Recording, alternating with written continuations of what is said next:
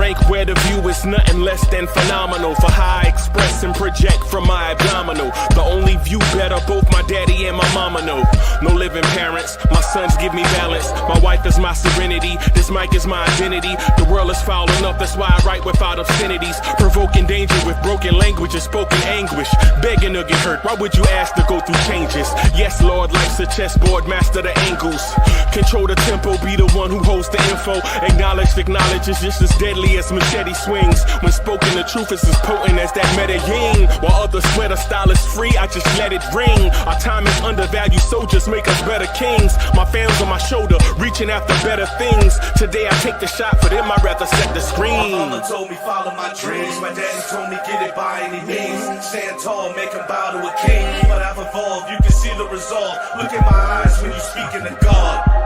Life and for those who be caught up in using what I was called with the muse. I guess they call it proving I'm more than an artist. Penciling out my darkest while stenciling out a harvest. And storing what gets me from A to B, just like garages. Instrumental with collages. Envision what I've been drawing. Broadway to give you rhythm like the great Lena on. So bent on, found comfort in the storm. Find peace and on when you see them others perform. Organized chaos, outcast it like hey ya. Yo, party people in the place to be. What's good? It's your number one Chief Rocket Knicks Universe, your main man, Uncle Freezy, and welcome to the premiere Knicks in the Nighttime show. What's good, everybody? Salute to everyone watching us on X. Salute to everyone watching us on YouTube. Man, do we have a topic for tonight? Man, we got a topic for tonight, y'all. Oh, my goodness. So the title of the show is The Great Equalizer. Can the Knicks win a title without elite three-point shooting? It's one of the topics that we don't really talk about because in our mind, defense wins championships. Right? Defense wins championships in our mind. And in my mind, I would like to offer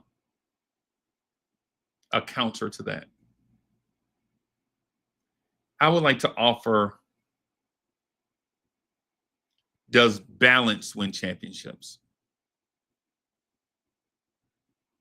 Does balance win championships?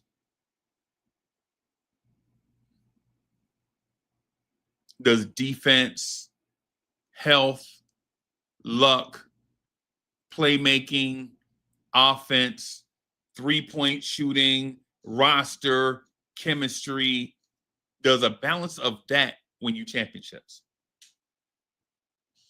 But I'm going to start with the great equalizer, right? I'm going to start with the great equalizer. And the great equalizer in my mind is the three-point shot. Because Giannis is 6'11", 243 pounds, 4% body fat, 45-inch vertical, crazy bench press, crazy dexterity, agility, speed, twitchiness, all of that. How many Giannis Antetokounmpos can one team have? How many Giannis Antetokounmpos can one NBA league have? Right? How many generations can how many Giannis's can one generation have? Right?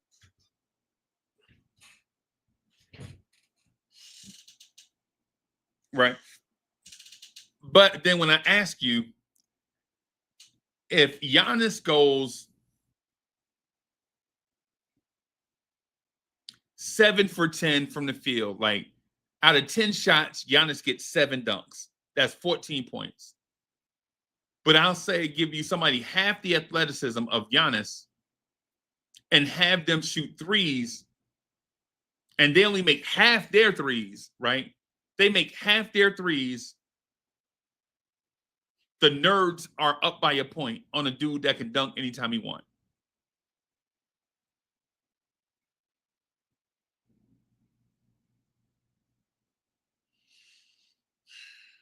So that's not totally what I'm going to talk about. I have some more in-depth stuff that I want to talk about. I'm going to talk about this thing more in-depth.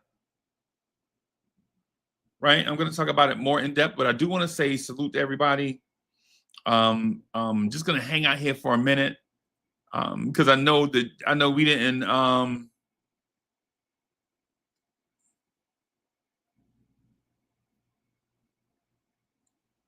I know we hadn't been rocking as consistently as we should have been. It was summertime. So I'm just gonna hang out here for a few minutes, man, give everybody a chance to catch up, let them know where we at. And then I'll go ahead and get started. If y'all have any questions, y'all let me know. But man, in about 2 or 3 minutes, though, I give them about 2 or 3 minutes. About 2 or 3 minutes, man. I'm gonna go ahead and start. Matter of fact, you know what? I'm gonna go get me a drink real quick. I should have had one, but I was on the That Ain't Rap podcast with me and Triborough, the Gigolo, over there hanging out. I'll be right back, y'all. I ain't gonna just right to the freezer, and right back.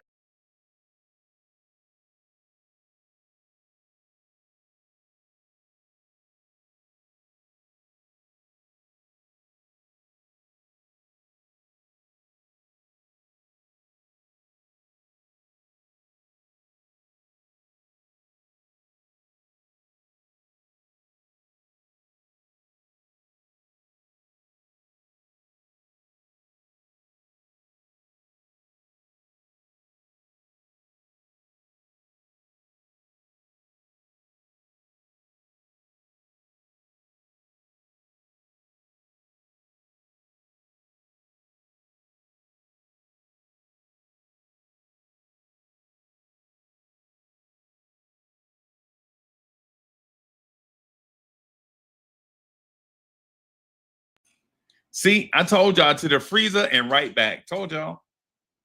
Had to grab a water. The Fuji apple water. I think they like 84 cents or something. So I'll be getting a bunch of them.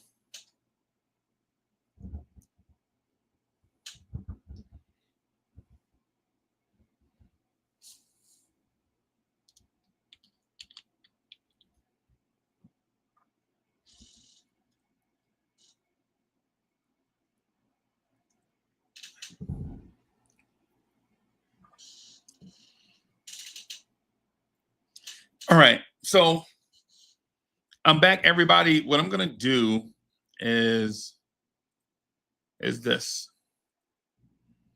I have a thing that I wrote down. I jotted down, right? And I kind of want to just get it out of my head in an orderly way, right? Because there are several thoughts here. And instead of trying to collect my thoughts and read the chat and make sure all these things are doing what they're supposed to be doing, right? I just decided to jot this stuff down. Right. So if I don't look at the chat, man, it's not because I'm distracted. It's because it just got something up on the computer that y'all can't see. All right. So, all right. So welcome to another edition of the Knicks at Night podcast. Tonight,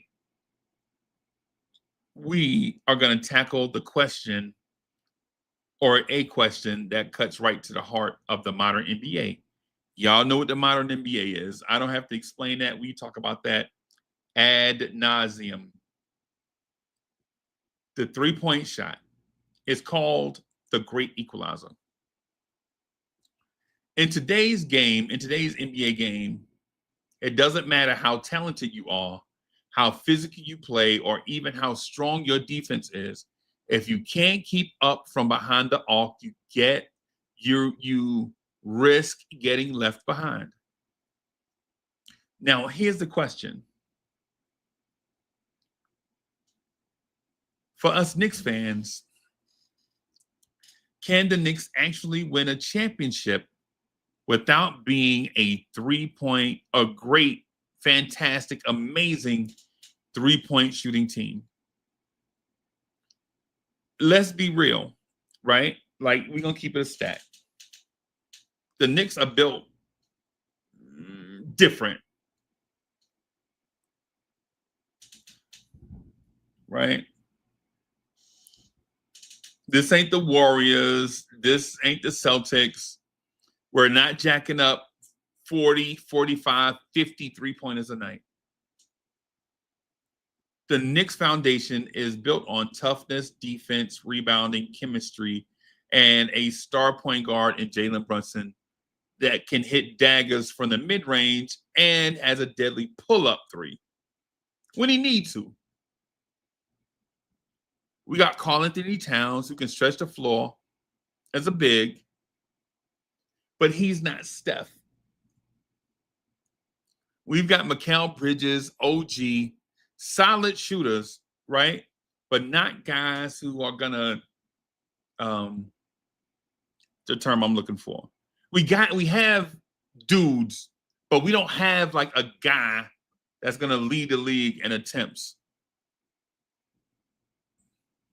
Right? Deuce McBride, Josh Hart, and even Gabaselli, we anticipate will all be streaky shooters based on their history. So what does that mean? Does it mean the Knicks are doomed if they don't become a top 5 3-point shooting team? Not necessarily. Historically, or history tells us, there are different paths to the mountaintop. If you think about the 04 Pistons, I know it's 20-something years ago. That team didn't light it up from 3, but their defense put a stranglehold on opponents. Or the 2019 Raptors, they weren't elite from deep, but they had Kawhi, timely shooting. Fred VanVleet was knocking down threes. Pascal Siakam was a blossoming star. We didn't know it yet. And a defense that carried them. In 2021, the Bucks, they went ice cold from deep plenty of nights. But Giannis's monstrous performances made up for it. Right? For the Knicks, the formula would have to be the same. The defense would have to be elite. Mike Brown, who's here now, and if the team buys in the way Sacramento did under his leadership, the Knicks could become one of the better defensive teams in basketball.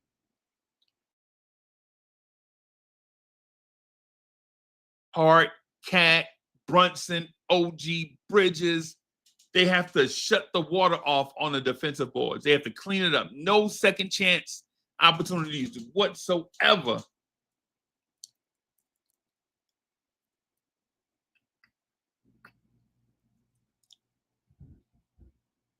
And then, most importantly, the star shot making, Brunson, has to be able to hit those tough jumpers when defenses load up with exotic defenses, traps, clamps, brackets, whatever you want to call it. And Cat has to punish mismatches inside and outside. Bridges has to step in as the key guy every night, consistently, 18 to 20 points, and knock down the timely threes. The three-point shot is the great equalizer, but it's not the only path. The Knicks don't need to become the Warriors, but they can't afford to be the worst three-point shooting team in the league either. They have to get better. And hovering around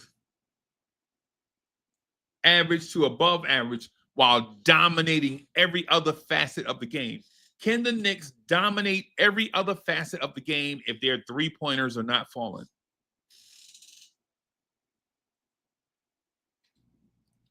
So I guess the real question is, for us Knicks fans,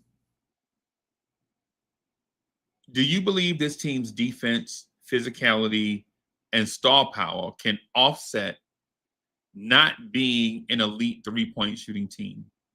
Or in today's NBA, is that just too much to overcome?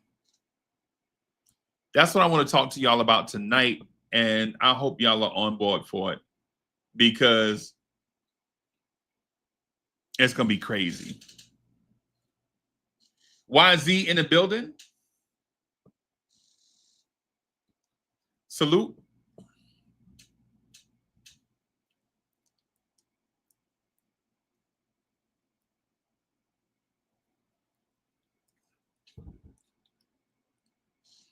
The thing is, if a team has flaws,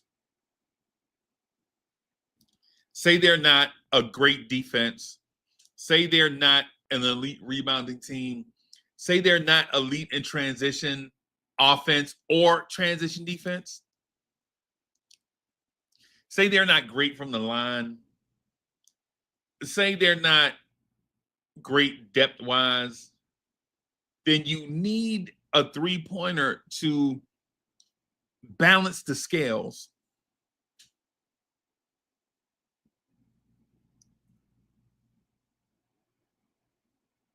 You need that to balance the scales. And I have some points here, some topics, man. I'm gonna talk to everybody about, man, and I hope y'all participate in this. Right?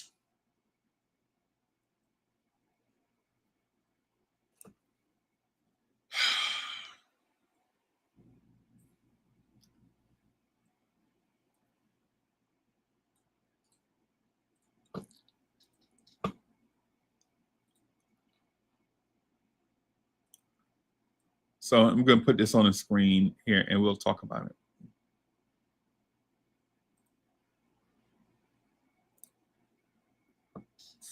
it. Everybody, listen. We are in a three-point shooting era. And this is where we'll be for the foreseeable future, right?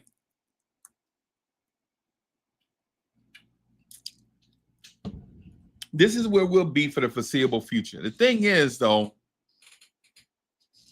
do you fight fire with fire? Right? Do you fight fire with fire? Or do you go out and try to carve out your own path?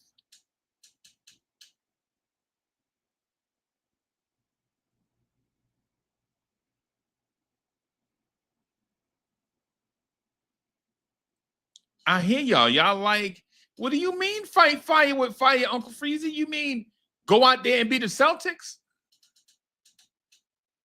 I don't know if that's what I'm saying.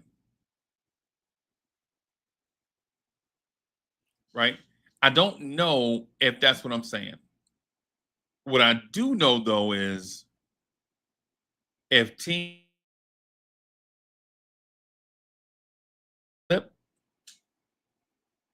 are knocking down threes and say we're knocking down mid-range jumpers from Brunson and Bridges, I think we're at a disadvantage. And I think you guys know that too.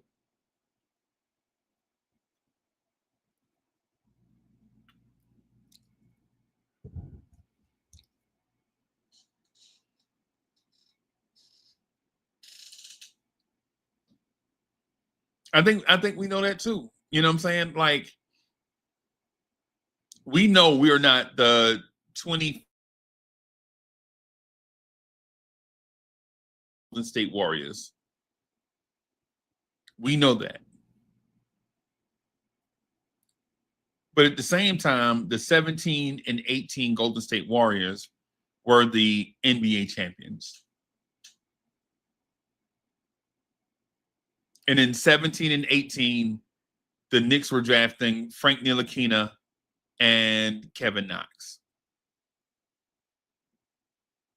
And that should tell the story in itself. right? That should tell the story in itself. So, but how do we get if we fight fire with fire, how do we get there though? How do we get there? We're not trading Bridges, we're not trading OG, we're not trading Brunson, we're not trading Cat. Like, how do we get there? Do you design an offense that get these guys better looks?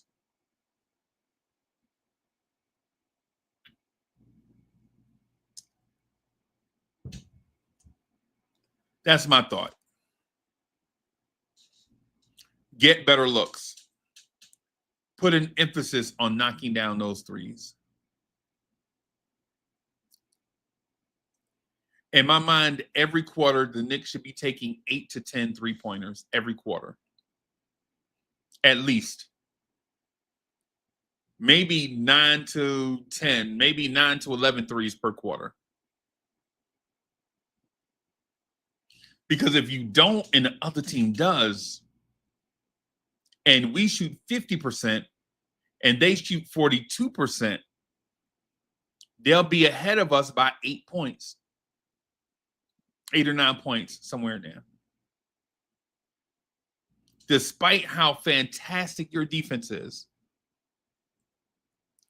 Despite how fantastic your defense is, we legitimately, even if we shoot 50% and another team shoots 42, 43% from three, we're going to lose.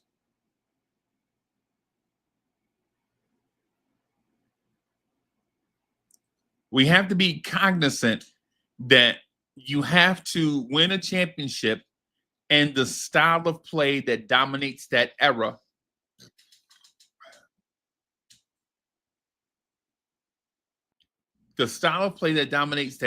is the one that's going to win you a championship. It's just what it is.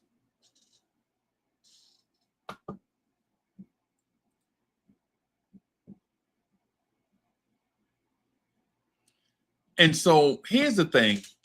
Teams like the Warriors, Celtics, Nuggets weaponize the three-pointer in order to control games. Because the thing is, it's not just the threes that you make, it's the threat of the three.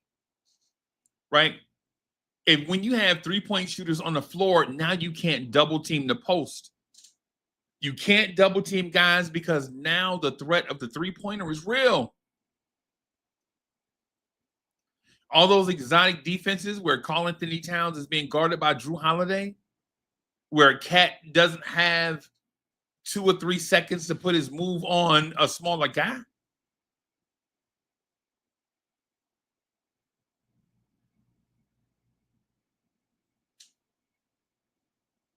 All that is derived from us not having the floor spacing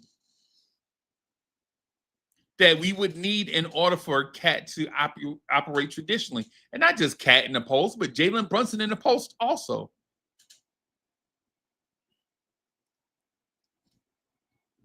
Not just Cat in the post, but generally any Knicks player in the post. Doesn't have room. The reason why Mitchell Robinson doesn't have passing lanes to receive the ball down low is because the floor is shrunken. Defenders don't have to guard Josh Hart with Mitch in the paint.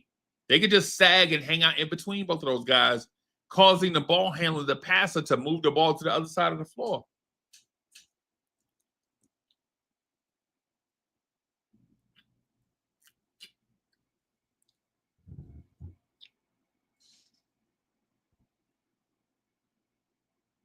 Is where we are.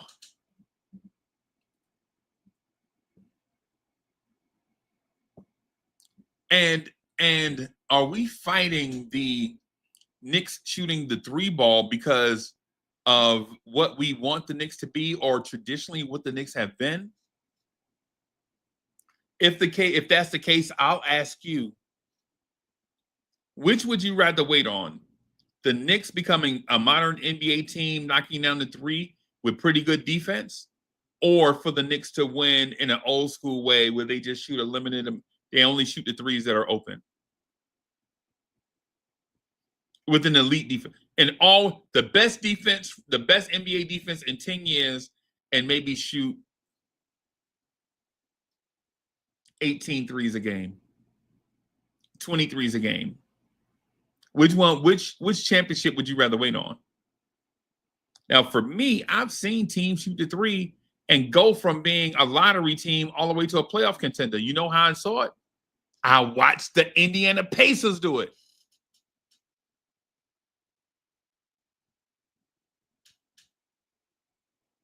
I watched the Indiana Pacers draft Jarris Walker in the lottery, and then watch them go from the lottery to the Eastern Conference Finals, and then lose to the Celtics, and then the NBA Finals, and then lose to the Oklahoma City Thunder. Meanwhile, I watch Knicks fans say, yo, I want more defense, man. The defense, man. I don't want to run. I don't want to do all that running up and down the floor. I want to. And it's Heartbreak Hotel.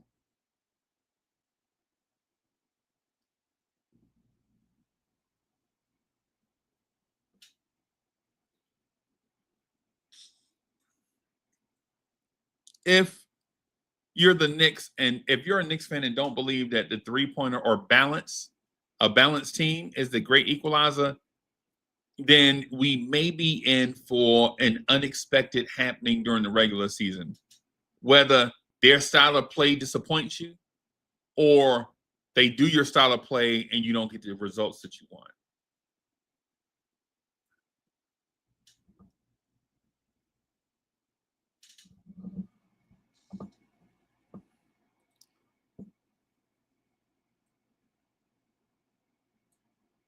I'm gonna move slightly move on a little bit to something that was on my mind, and I'll put it here because this does bother me personally. Our shot profile, man. Jalen Brunson is an excellent three-point shooter, but he cooks in the mid-range. Mikal Bridges is an excellent three-point shooter from one corner of the floor. Whatever corner it is, when his right hand is on the inside of the floor. So I'm gonna say when his outside hand is out of bounds, basically, on whichever side of the floor it is, that man shoots like 43.8% from three in those corners. Now, in the other corners, he's about average. Right? From the other corners, he's about average.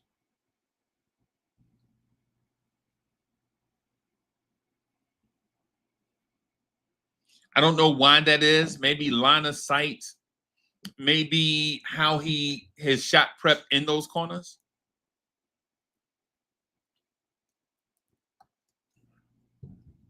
However we get there, Mikal Bridges is elite in one corner and average in another corner.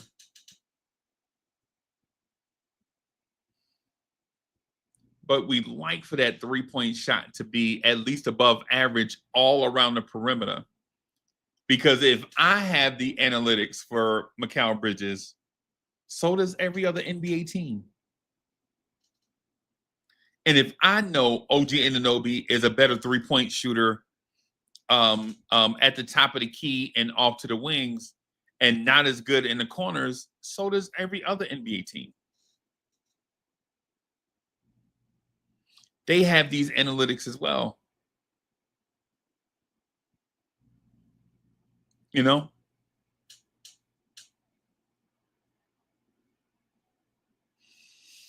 It's one of those things. Like,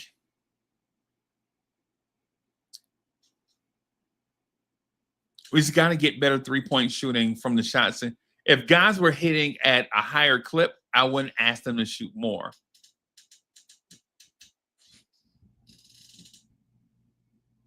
But we do have to shoot more. We have to create that positive plus minus in 3-point shooting versus the other team's regular field goal percentages in order for us to have an advantage.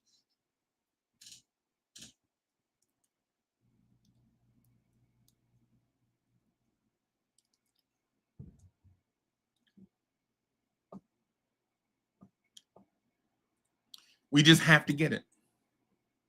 And the role players like Deuce, Josh Hart, and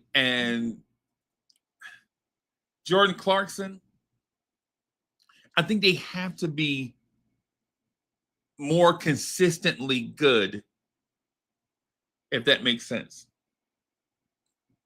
We have to be more consistently good. Have to be. It's imperative that we have to be consistently better. The guys that we depend on, they have to get those 3-point field goal percentages up in a sense, whereas respectable and dangerous to the opponent.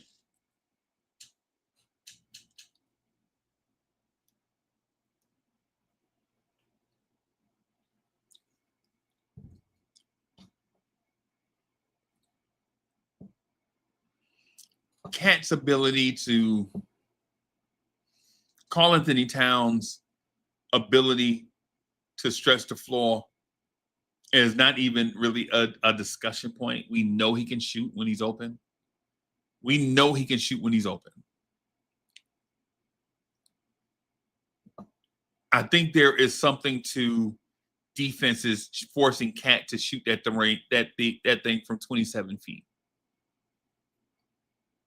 If we have design plays where Cat can shoot that thing from 24 feet, 25 feet, I think Cat is a 45% 3-point shooter. When you force him further and further away from the rim, his percentage is going to go down.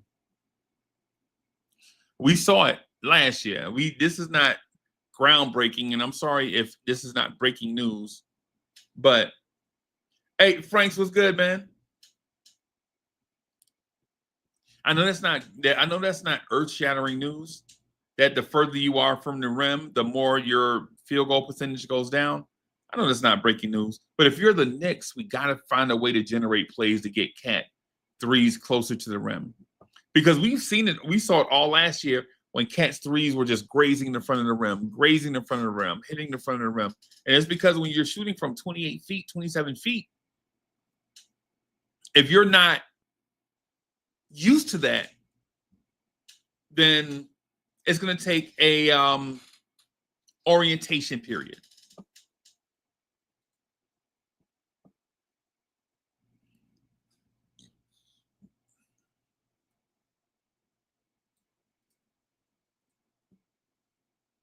So here is my last question for you guys. So it's my last question for you guys. I'm going to put it here. I'm going to take this down. I'm going to put this thing here. And then I'm going to ask y'all for like what y'all want to talk about. So if the 3-pointer is not the great equalizer, what are your alternate paths to a championship? How do we get there?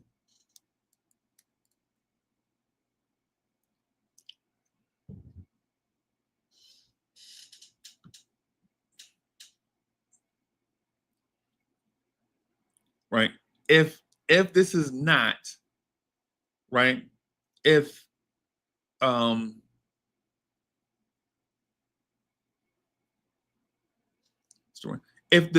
3-pointer is not the great equalizer for you, what's the alternative path? To me, my opinion, the alternate path, and this is my opinion. I want you to state yours, right? But to me, the alternate path is, if we're not shooting the 3, we better be zooming up and down the floor. We better be running nonstop, right? We better be running nonstop like Indiana does. Better, faster. Like we got to run faster than Indiana does. We have to probably have the highest We have to run faster than the Charlotte Hornets. We legit have to have zoom, zoom, zoom up and down the floor every night playing 12 people. Zoom, zoom, zoom, and up and down the floor. Golden State, run TMC. Because if we take the approach that we're just going to let Jalen Brunson create offense against a set defense every night, you're going to get the same result you have been getting the last 3 years. And while at times it's appealing to look at other times it's make you want to puke. It's disgusting to look at. Right. What do you guys think is the alternative? Dominate the boards? Is dominate the boards our answer?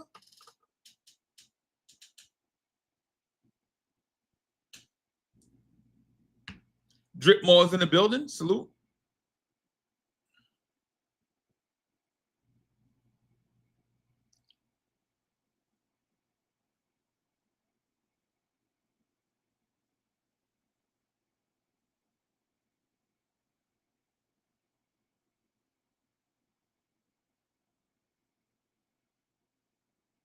Dominate the boards. Every rebound is ours. The rebounding advantage is going to be 65 to 35 every night.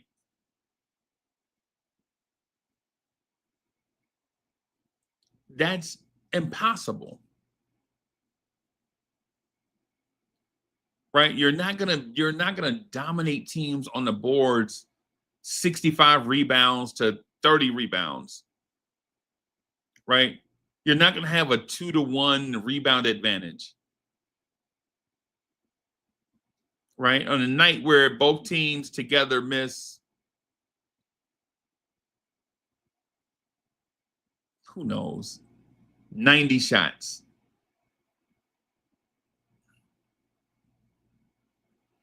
If there are 90 shots, you're not going to beat a team 60 rebounds to 30 rebounds.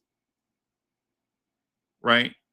And then 50 rebounds to 40 rebounds is not really dominating. That's not dominating another team on the boards. That's just winning the rebound advantage. If we're talking about dominating on the boards, it has to be a significant, tangible gap in rebounding.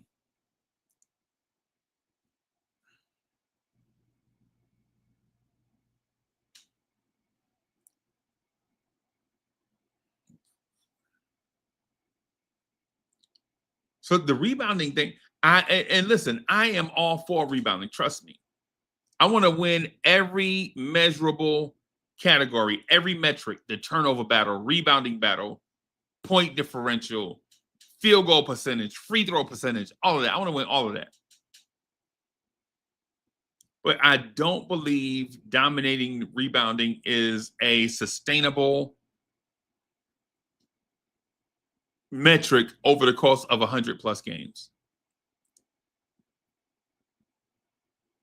96 if you're lucky. Right? We'll play 96 games if we're lucky.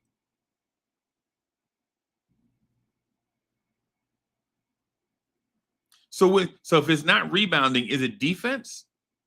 Should the Knicks have a top 2 defense? And I'm going to ask you how. How are the Knicks going to have a top 2 defense with Jalen Brunson, Josh Hart, Jordan Clarkson, Karl-Anthony Towns on the floor? How?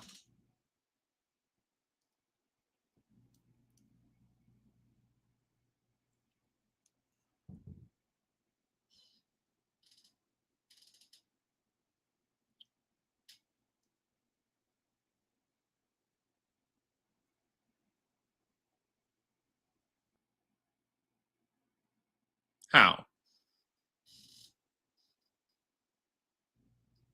It's my question to y'all. I'm like, legit, chat, tell me how the Knicks are going to have the number 1 or number 2 ranked defense with Jalen Brunson, Jordan Clarkson, Karl-Anthony Towns, Josh Hart, and all of them on the floor.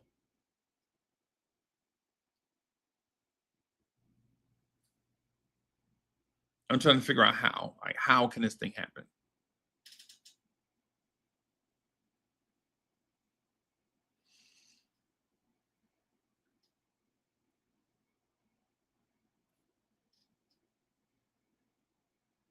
And I'm talking about like this thing getting us to a championship, not us winning games.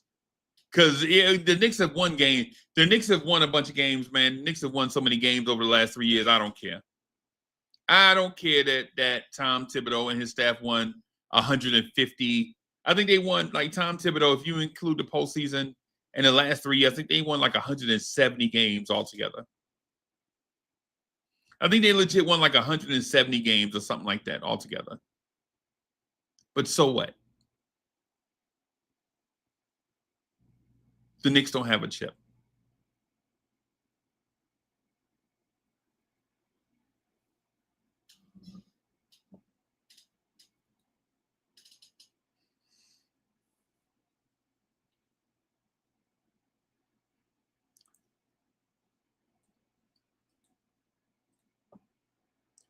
Ultimately, I think it probably comes down to this.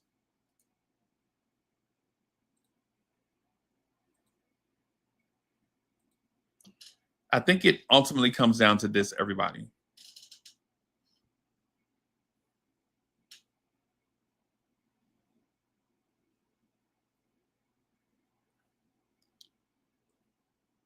Our team versus, I think when we get to the playoffs, I think we're going to notice that other teams are athletic freaks and we are not. Say the Knicks finish as the 2 seed and they get the Milwaukee Bucks in the first round. Are you comfortable playing the Milwaukee Bucks in the first round?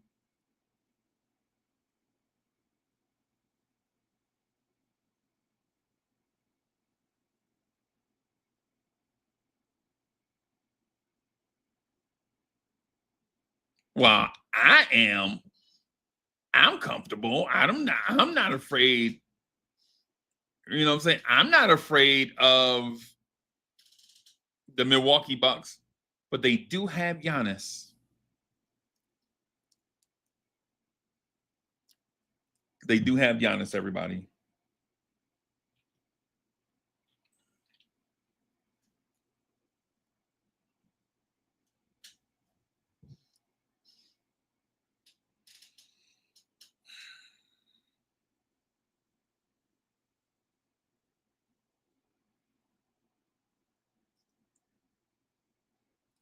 I think the playoff matchup is the key, right? The playoff matchup is the key. Once we get to the playoffs, all of this, hey, OG jumps higher than such and such, is out the window. Every playoff team is going to have an OG Anunoby, right? When we get to the playoffs, Jalen Brunson does such and such. Every playoff team is going to have a Jalen Brunson, right? Every playoff team is going to have a Mikal Bridges. Every playoff team is going to have a Deuce McBride, right? But how do we neutralize the other team's talent versus our talent? What do we do better than everyone else in the league and then have them not do their thing against us the way that we do it? It's the great equalizer. It's the three-point shot, right? It's the three-point shot. The three-point shot is the great equalizer. And you got to have it. When you say you don't have to have the three, it's like swimming upstream. Why do it if you don't have to? Like, why swim upstream when you don't have to?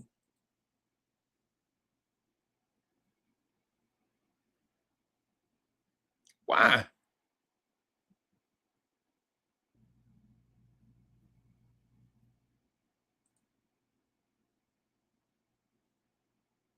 To make y'all laugh, just to make y'all laugh, the Knicks last year in three-point percentage were 1, 2, 3, 4, 5, 6, 7, 8. The Knicks were 8th in three-point percentage last year, right?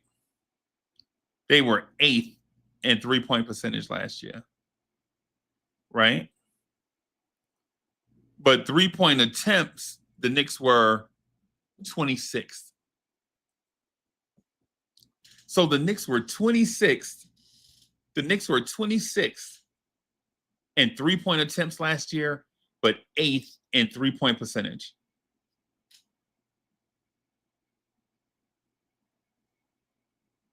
The Knicks were 26th in three-point percentage. I mean, in three-point attempts.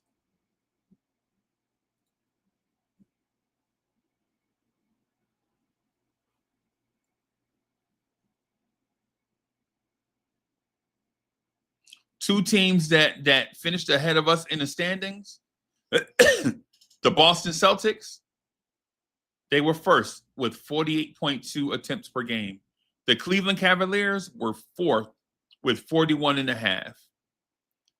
Even the Brooklyn Nets, Washington Wizards were ahead of us.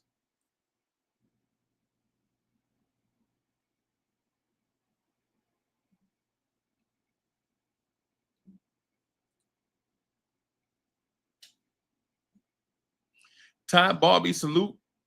Fritz Alcindor, salute. Hey, D. Frank says, hey, that means they can shoot, but they just don't.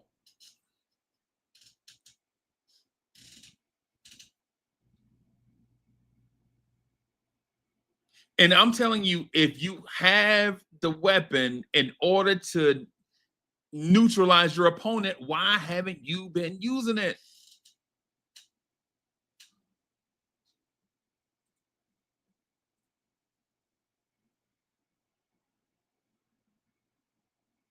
Right?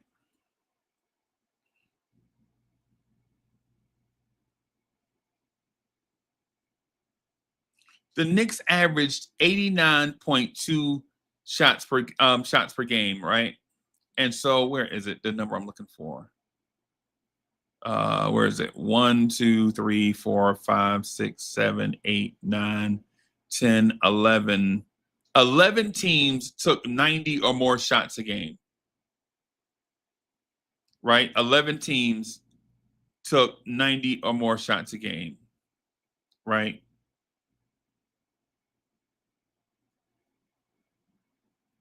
The Knicks took, and this is where things get interesting, right? Who do you think took more shots per game, the New York Knicks or Boston Celtics? Fritz, who took more shots per game, the New York Knicks or Boston Celtics? Clearly, we know it's Boston because I already gave everybody the answer, right? But Boston took 90 shots per game, right? The Knicks took 89.2 shots per game. There's a 0.8 difference, right? There's a 0.8 difference, right? Who do you think scored more points per game last season? The Boston Celtics or New York Knicks? Surprise, the answer is not what you think it is. The Boston Celtics averaged 116.3 points per game. The New York Knicks averaged 115.8 points per game. That is like a half a point per game. That's a half a point per game between the Knicks and Celtics. You know what closes that gap? Instead of shooting a long two, the Knicks knocked down a three-pointer, and in each of those games, instead of taking an 18-footer, the Knicks take a 24-footer and make it. If they do that in all 82 games played last year, the Knicks score more points per game than the Boston Celtics.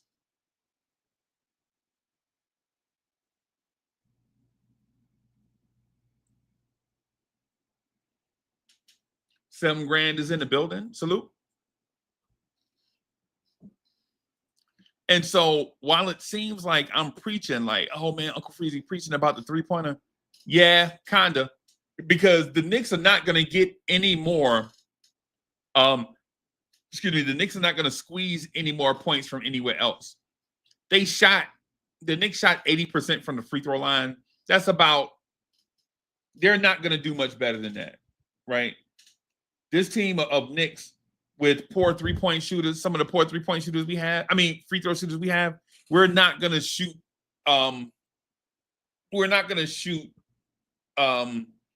much more than 80%. That's if we ever get back to that. That's if we ever get back to, 80% from the free throw line. So you're not going to get more points from the free throw line.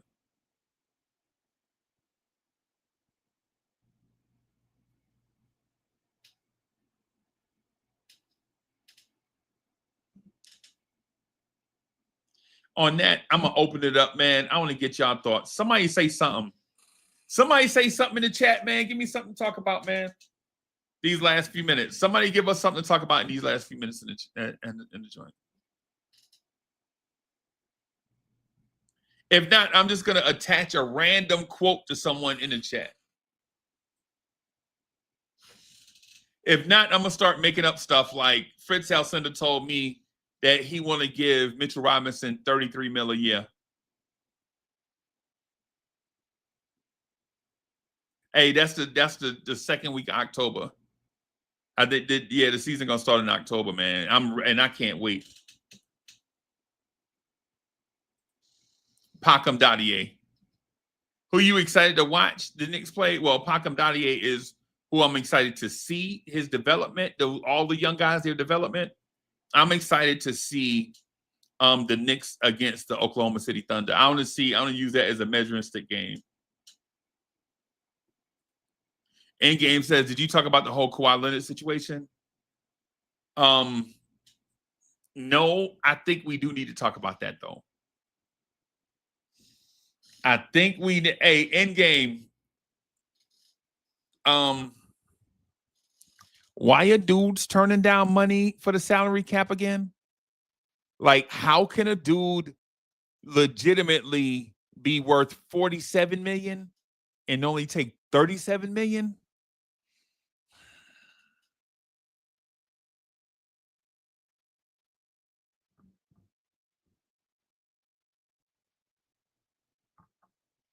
Yo, YZ say he ready, bro. Hey, he ready, bro. Hey, YZ say he ready.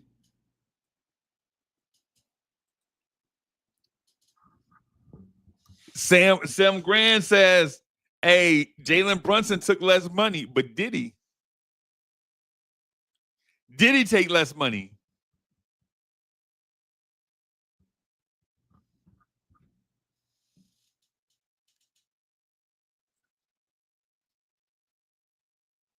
Yo, y'all gotta start. So Ty Barbie in the chat, he ain't saying nothing. So I'm gonna just attribute a random saying to Ty Barbie since he not in the chat saying nothing. Right. Ty Barbie told me to tell y'all he ready to give Quentin Grimes the max.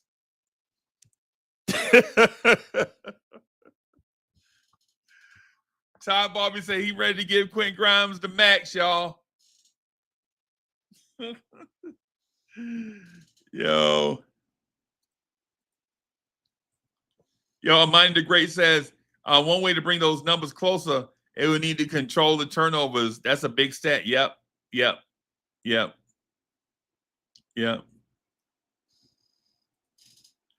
That man, how you gonna call a grown man a ham sandwich? He called a grown man a ham sandwich. Yo, that's wild. That's wild, y'all.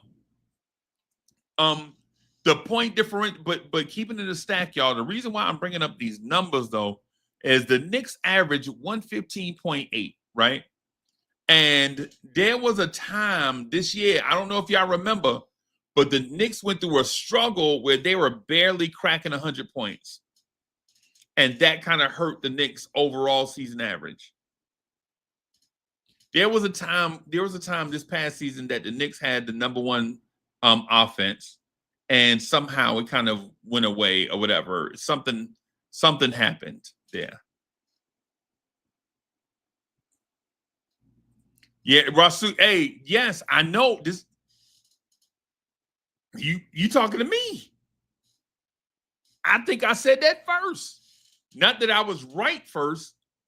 You know what I'm saying? Not that I'm always right, but I'm the one that said go through the Tom Thibodeau car wash and get that off you. But what I'm saying is, what I'm doing is comparing like the stance of not valuing the three versus the stance of valuing the three is the only reason why I used historical empirical data. That's it.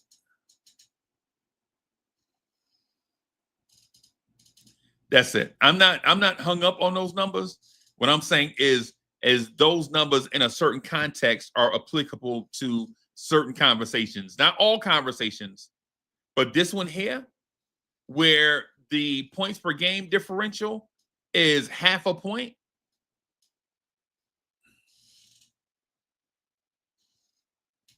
I feel you. I feel you. Hey, and on that, man, I'm gonna get out of here. Thank you, everybody, for coming through and hanging out the Knicks at Night podcast, man. Letting me get up here and just, you know, have these thoughts and all that stuff, man. Thank y'all for coming through, contributing. Tomorrow night at 11, I want to discuss, legitimately, I want to discuss the missing piece, right? I want to discuss the missing piece, right? Y'all get your minds ready for us to talk about the missing piece tomorrow night, the last piece of the puzzle, right? I'm going to give y'all 24 hours to think about it. I'm going to have 24 hours to think about it, or 23 hours to think about it. We'll get together and we'll chop it up. I'm out of here, y'all. Peace, everybody.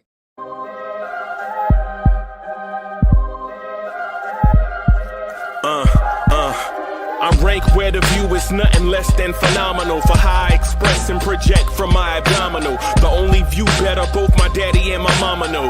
No living parents, my sons give me balance. My wife is my serenity, this mic is my identity. The world is foul enough, that's why I write without obscenities. Provoking danger with broken language and spoken anguish.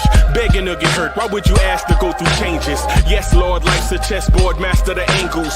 Control the tempo, be the one who holds the info. Acknowledge is just as deadly as machete swings. When spoken, the truth is as potent as that Medellin. While others swear the style is free, I just let it ring. Our time is undervalued, soldiers make us better kings. My family's on my shoulder, reaching after better things. Today I take the shot, for them I'd rather set the screen. My mama told me follow my dream.